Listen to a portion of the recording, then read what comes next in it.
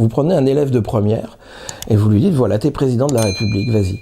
Donc je veux dire, il a 4 clichés, 3 idées à la con et il va obéir.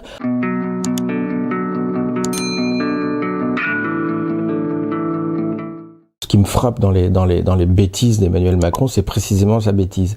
C'est-à-dire que je suis très surpris de voir que tout un tas de commentateurs le présentent comme quelqu'un d'intelligent.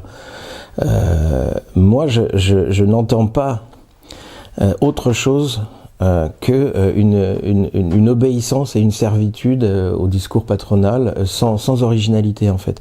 C'est-à-dire que ce genre de phrases qui sont des phrases bateaux en fait, quand on cherche du travail on en trouve, des choses comme ça, c'est des choses qui sont extrêmement répandues dans la population. Enfin, c'est pas propre à Macron, ce genre de manque d'analyse, ce genre de platitude. La phrase la plus bête pour moi qu'il ait dite, vraiment, c'est on dépense un pognon de dingue et il y a toujours autant de pauvres.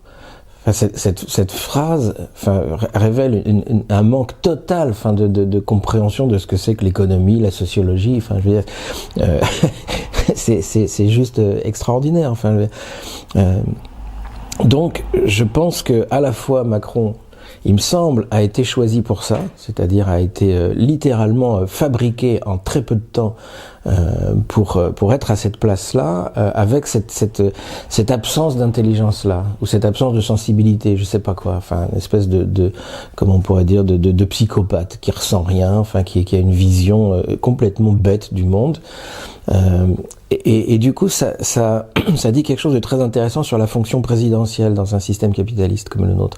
C'est-à-dire que ce qu'on attend précisément d'un président, ce que le patronat, ce que les puissances de l'argent attendent d'un élu, enfin d'un gouvernement, c'est surtout pas qu'il pense. Je veux dire, parce que s'il pense, ça devient compliqué de faire son boulot.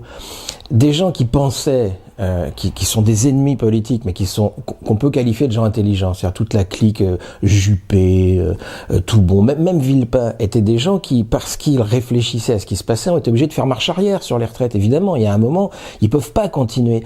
Donc il leur fallait absolument, même Hollande était intelligent, enfin, même Sarkozy était intelligent, Sarkozy était un sale type, on le sait, mais bon, là, avec Macron, on a un truc génial, on a un élève de première ou de terminale, allez, qui est complètement prêt à obéir en l'absence, enfin,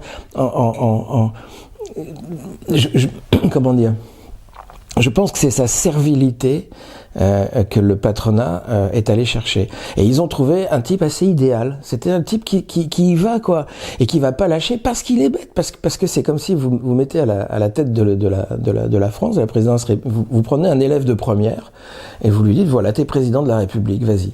Donc je veux dire, il a 4 clichés, 3 idées à la con et il va obéir. Je veux dire, quand il vend les aéroports, quand il vend les barrages, je veux dire, ce mec, c'est pas son projet quand il était adolescent, il s'est pas dit un jour je vais vendre les aéroports. Enfin, c'est pas un projet, ça n'est pas un projet politique. C'est juste une obéissance au patronat de dire je vais vendre, dites-moi ce qu'il faut que je fasse, dites-moi ce qu'il faut que je vende, on y va. C'est là-dessus où il va représenter un intérêt pour le patronat, c'est qu'il va obéir. Et le projet patronal, qui est la démolition des acquis de 45, qui est un projet qui est long, qui est difficile à faire, parce que péter la sécurité sociale, péter le régime général, plus exactement, pour revenir à l'ancien système, etc., c'est long. Ça fait 50 ans, 60 ans, il y a eu 85 attaques contre la sécurité sociale depuis qu'elle existe. Mais parce qu'elle n'est pas facile à défaire. Et donc là, ils ont trouvé le gars qui va aller jusqu'au bout parce que c'est juste un psychopathe.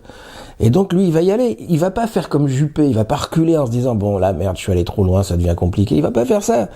Son discours présidentiel là, c'était j'irai jusqu'au bout. Voilà, je suis là pour obéir, je vais obéir. Enfin.